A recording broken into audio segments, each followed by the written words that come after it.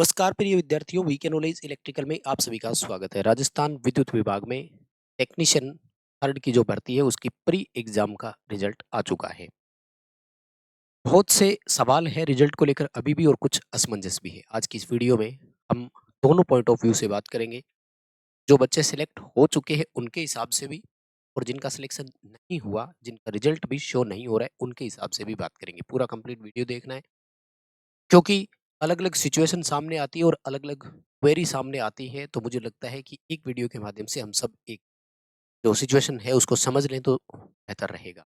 बहुत सारे सवाल हैं। सबसे पहला सवाल तो ये है कि बहुत सारे बच्चों के जो रिजल्ट है वो शो ही नहीं कर रहे। इनवैलिड क्रेडेंशियल ऑप्शन आ रहा है, यानी आप जो रोल नंबर और डेट ऑफ बर्थ या पासवर्ड लगा रहे हो वो इनवैलिड है, यानी वैलिड ही नहीं है। ये सबसे बड़ा इश्यू है। बहुत से स्टूडेंट्स का रिजल्ट अब तक शो नहीं हुआ है।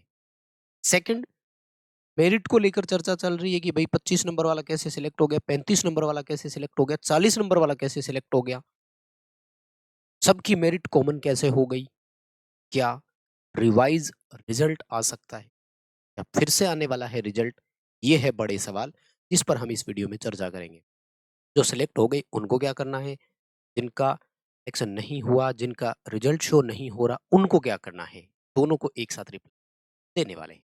कंप्लीट पूरा वीडियो देखना। चैनल से पहली बार जुड़े हैं तो सब्सक्राइब जरूर कर लेना, क्योंकि इसी तरह के अपडेट हम इस चैनल पर आपको प्रोवाइड करवाते हैं। एंड आई होप कि इस भर्ती पे सबसे ज़्यादा अपडेट भी हमने आपको दिया है। भर्ती से जुड़े हुए आपके हर सवाल का जवाब दिया है, हर डाउट को दूर किया है, तो मुझे लगता है कि आप सबके लिए ये एक ज़रूरी भी बन जाता है। देखो, सबसे पहले तो मैं आपको बताता हूँ, जिन बच्चों का इनवैलिड बता रहा है, भाई कोई ऐसा सोर्स नहीं है। आप अगर इस उम्मीद से आए हो गुरुजी रास्ता बता रहे होंगे रिजल्ट निकलने का, तो नहीं है। क्योंकि हम खुद बहुत बच्चों के देख चुके हैं, रोल नंबर प्लस पासवर्ड से, roll number plus date of birth से।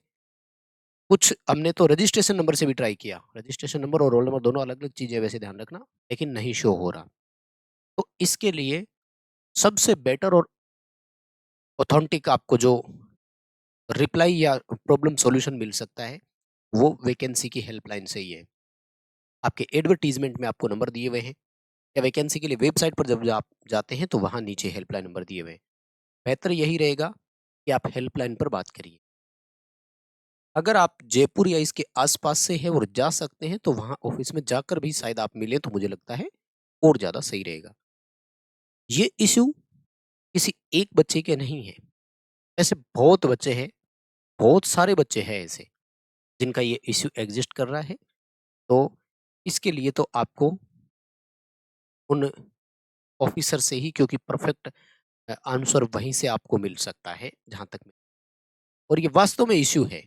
इसका सॉल्यूशन हमें तो अभी तक नहीं मिला है। आप में से किसी को मिला हो तो प्लीज़ बताइए, ताकि उन बच्चों का सबका रिजल्ट तो देख सकें। भाई ठीक है, सिलेक्शन हुआ नहीं हुआ, कम से कम बच्चे को अपना रिजल्ट तो शो हो जाए। उसको ये तो पता लगे मेरे नंबर कितने आए थे। सिलेक्शन होना, नहीं होना एक अलग चीज़ है, ठीक है? और इसमें 2 चीज़ें और बता देता हूँ मैं। बहुत से बच्चे ऐसे हैं जिनका इनवैलिड क्रेडेंशियल आ रहा है, लेकिन जो शॉर्ट लिस्टेड है उसमें नाम है। तो भाई आप शॉर्ट लिस्टेड ही हो, तैयारी करो। कितने नंबर आए हैं डज़न्ट मैटर, वो मैटर नहीं करेगा। अगर आप रिजल्ट नहीं चेक कर पाए, लेकिन रिजल्ट वाली लिस्ट में आपका नाम है, तो आप शॉर्ट लिस्टेड है और मेंस की तैयारी करो। कन्फ्यूज़न नहीं रखना है। अगर इनवैलिड भी आ रहा है और रिजल्ट में भी नाम नहीं है तो थोड़ी-सी टेंशन है, फिर आपको अपना परफेक्ट जो तरीका है उससे आपको अपने लेवल पर बात ज़रूर करनी हो। अब मैं आता हूँ मेरिट पर। देखो, बात आती है कि मेरिट या कट ऑफ जो है वो ऐसे एक सेम नंबरों की कैसे हो सकती है? ये मान लिया जाता है, देखो, हो सकता है कि एक नंबर पर हमें 1000 बच्चे देखने को मिल जाए, लेकिन थोड़ा बहुत वेरिएशन तो आ ही सकता है।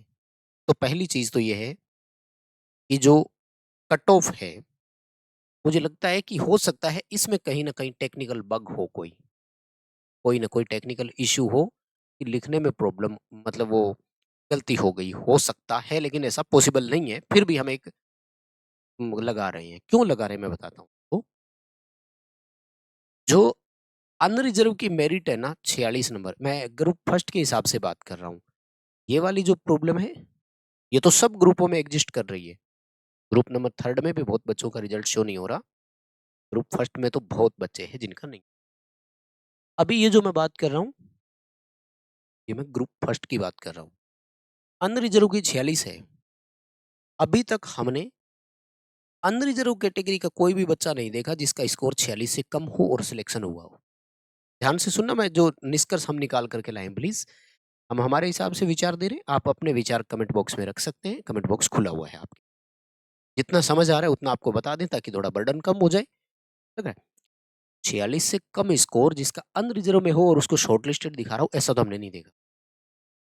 लेकिन 46 से कम कोई जैसे ओबीसी का है उसका दिखा रहा है, कोई एसटी का है उनका दिखा रहा है, कोई एससी का है उनका दिखा रहा है। तो हो सकता है कि इनकी मेरिट 46 नहीं है एक्चुअल में। ठीक है, समझ रहे हैं आप? लेकिन अगर 46 मेरिट नहीं है तो ओबीसी में एक ऐसा बच्चा भी है जिसके 44 नंबर है, फिर उसका शॉर्टलिस्ट क्यों नहीं हुआ? मान लेते हैं कि जो एक वो 40 नंबर का सिलेक्ट हुआ है जैसे, और वो ओबीसी कैटेगरी का है, तो मान लेते हैं कि ओबीसी की मेरिट 40 ही गई होगी इसलिए उसका हो गया। तो फिर ओबीसी में जिसके 44 है उसका सिलेक्शन क्यों नहीं हुआ? है कि नहीं? ओबीसी में 44 नंबर वाला बाहर है। अब मैं आता हूँ सेकंड साइड पर कि ये जो सिलेक्टेड बच्चे हैं, हो सकता है ये स्पेशल कैटेगरी से हो, तो वो फिर उनको खुद को भी तो ध्यान रखना है। एक्स सर्विसमैन तो कोई सारे ही लगे हैं, लेकिन एक्स सर्विसमैन की एक चीज आएगी, जो डेट ऑफ बर्थ होगी ना, वो इतनी नहीं होगी। 2001 वाला लग जाए, 1999 वाला लग जाए, 2002 वाला सिलेक्ट हो जाए, वो कहाँ एक्स सर्विसमैन, वो बच्चा तो अभी जवान हुआ ही है, फॉर्म भरने लायक हुआ है। वो मान ले सकते थे। अब दूसरा ये मान सकते हैं कि हो सकता है कि गलती से इन्होंने टीएसपी भर दिया हो एरिया, तो ये चीजें क्लियर कट उसी में ही है, आपके फॉर्म में ही है।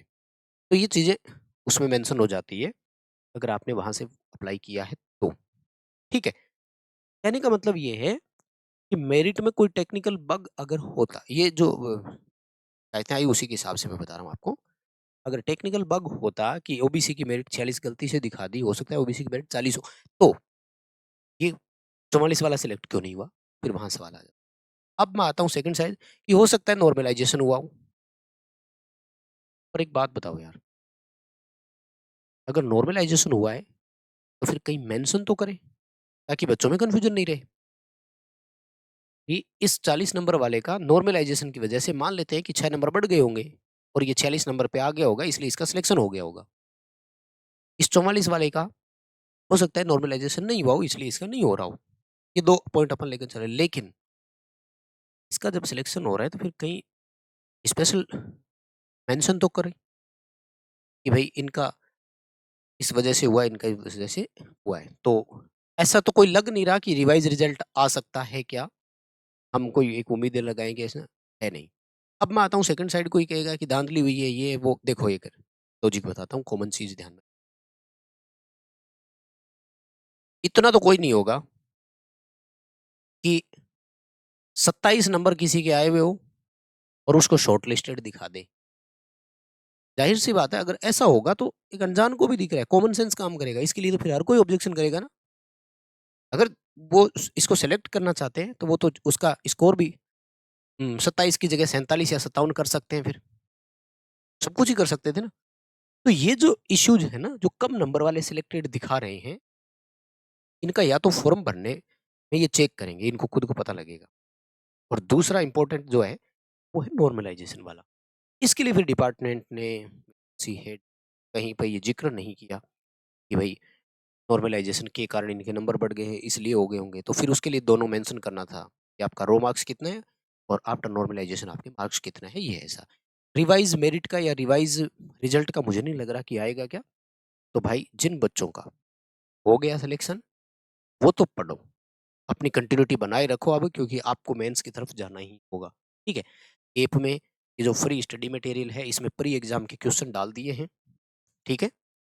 यहाँ से आप जरूर पढ़ लेना और फ्री क्विज में आपके लिए टाइम टू टाइम टेस्ट दे ही रहे। नए नए क्वेश्चंस आपको पढ़ने हैं तो लाइफ टाइम मेंबरशिप ज्वाइन कर लीजिए। इसमें पुराने पेपर हैं जिनसे आप पढ़ सकते हैं। ठीक है। और इलेक्ट्रीशियन वालों के लिए तो स्पेशल बुक बना ही रखी है। आप चाहें तो इस बुक में से भी एक बार ज़रूर पढ़ें। अच्छे क्वेश्चन्स है इसमें, डेमो देख लेना और आराम से। जिन बच्चों का नहीं हुआ और अलग-अलग इश्यूज़ है, तो वो वैकेंसी हेल्पलाइन पे या डिपार्टमेंट हेड पे एक बार बात ज़रूर कर लें भाई, ठीक है?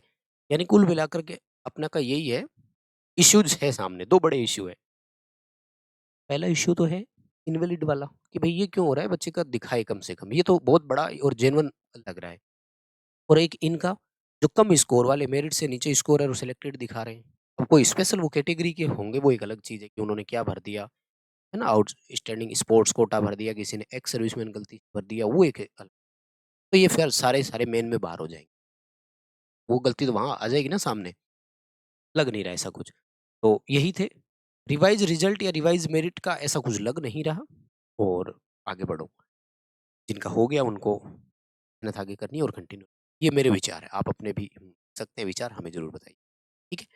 और मेंस कब होगा इस पर मैं आपको एक अलग से वीडियो दे चुका हूँ पहले। बहुत धन्यवाद। Thank you very much.